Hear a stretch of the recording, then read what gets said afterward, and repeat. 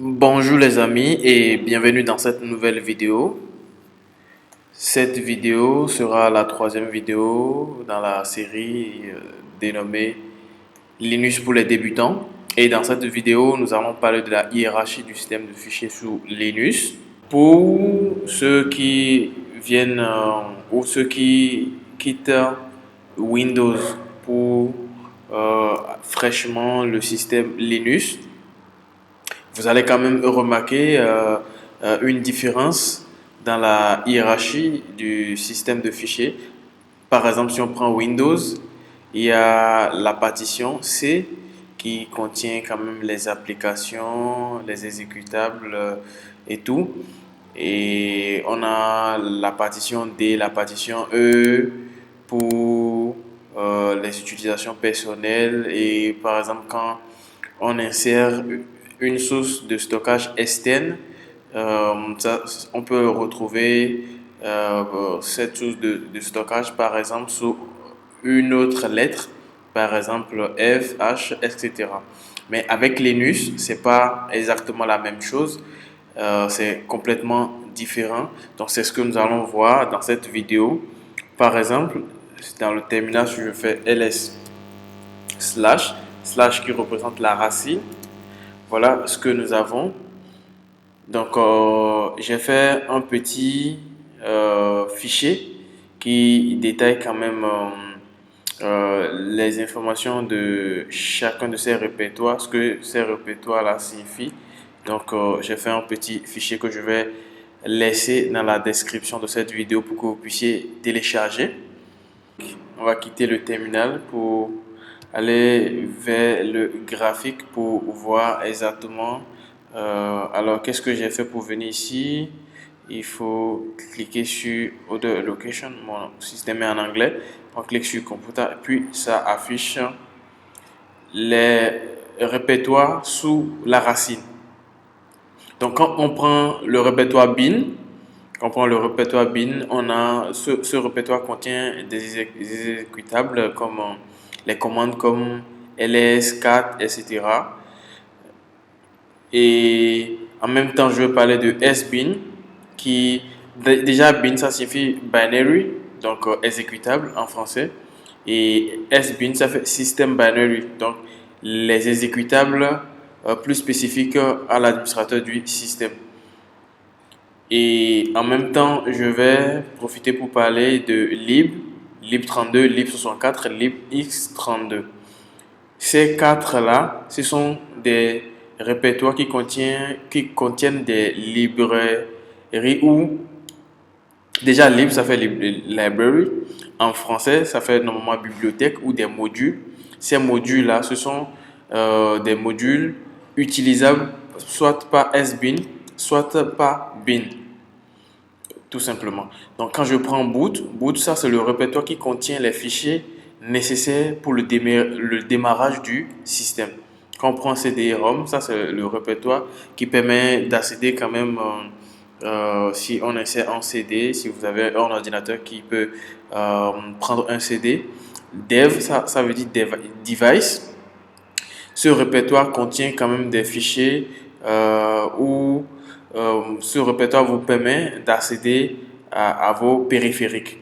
etc, ça c'est le répertoire qui contient des fichiers de configuration qu'on peut facilement, comment je peux dire, etc en français, j'ai lu quelque part quelqu'un qui a dit etc ça veut dire environnement terriblement configurable.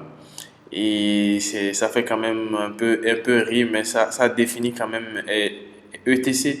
ETC en anglais qui veut dire etc. Bon, pas forcément en anglais, mais ceux qui ont donné le nom, c'est vraiment pour dire etc. Mais ce répertoire contient des fichiers de configuration des applications du système. Donc, par exemple, si j'ouvre ETC, je vais vous montrer par exemple, voilà ce fichier hostname. le nom du fichier, ça fait Ubuntu. Si je veux par exemple modifier en Ubuntu 20.4, je vais quand même modifier. Ici, si on fait la modification, ça ne va pas marcher parce qu'il faut avoir les droits d'administrateur. Donc quand je fais, par exemple, je vais sur le terminal, je fais Vim et puis pour accéder, j'utilise quand même le droit sudo pour accéder à ce fichier, pardon.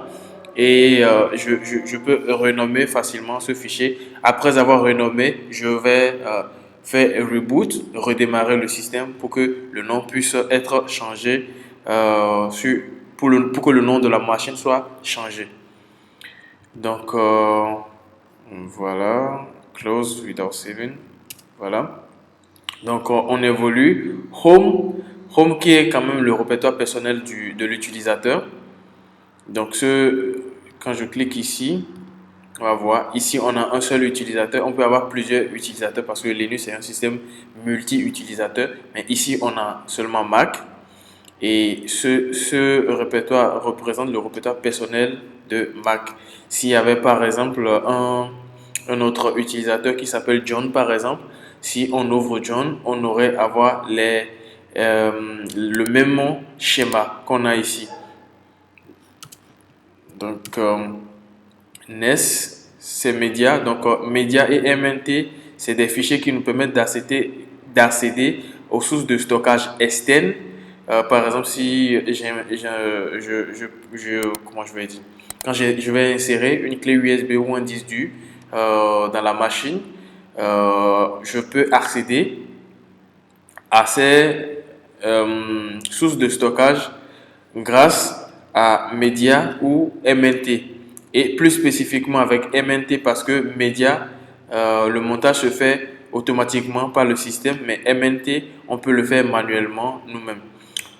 OPT, ça c'est le répertoire qui contient des fichiers optionnels. Proc, ça c'est le répertoire qui contient des fichiers, des processus. Les processus, ça c'est quand même des programmes qui permettent le bon fonctionnement du système.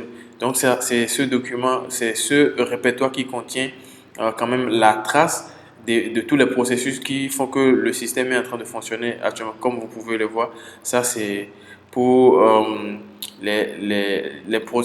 c'est en lien avec les processus actuellement en cours. Et par exemple, si je mets CPU info, ça c'est les informations sur le CPU, comme vous pouvez le voir.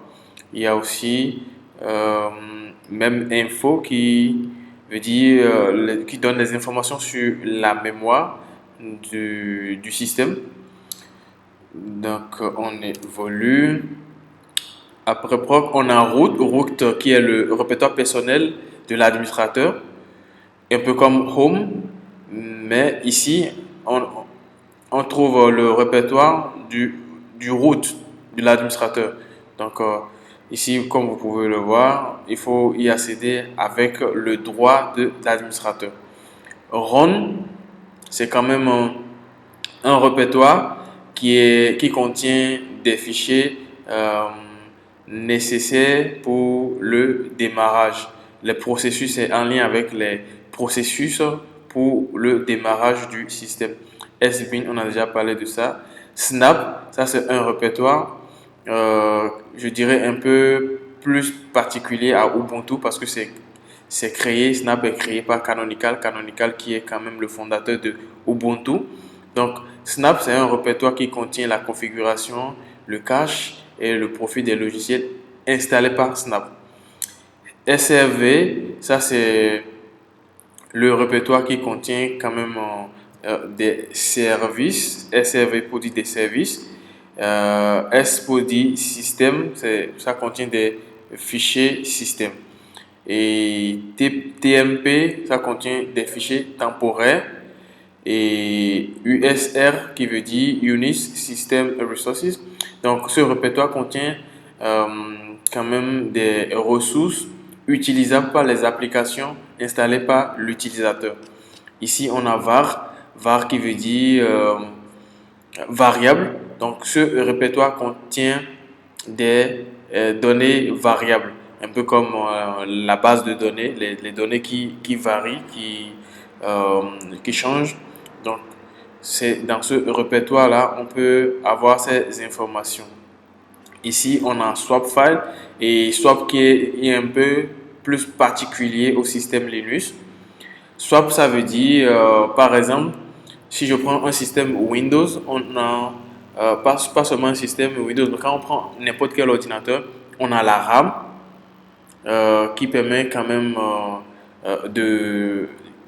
la RAM qui veut dire la mémoire vive de l'ordinateur, d'accord? Mais avec la particularité avec Linux, c'est que si, par exemple, j'ai une RAM de 2 gigas, le swap, qu'est-ce que le swap va faire? Si le swap contient, ou bien si mon swap fait 2 gigas par exemple, au moment où je serai en train d'utiliser ma RAM de 2 gigas et que je vais atteindre les 2 gigas, Linux me permet quand même, au lieu que le système se plante, le Linux va utiliser la mémoire swap pour pouvoir quand même fonctionner correctement. Donc voilà un peu ce que signifie swap. Et pour vérifier swap, je vais sur le terminal. Pour vérifier swap, on peut faire free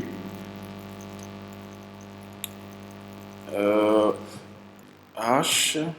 Voilà, comme vous pouvez le voir, moi dans mon cas, mon swap ça fait 923 mégaoctets, alors que la mémoire du système que j'utilise ça fait 3,8 gigaoctets.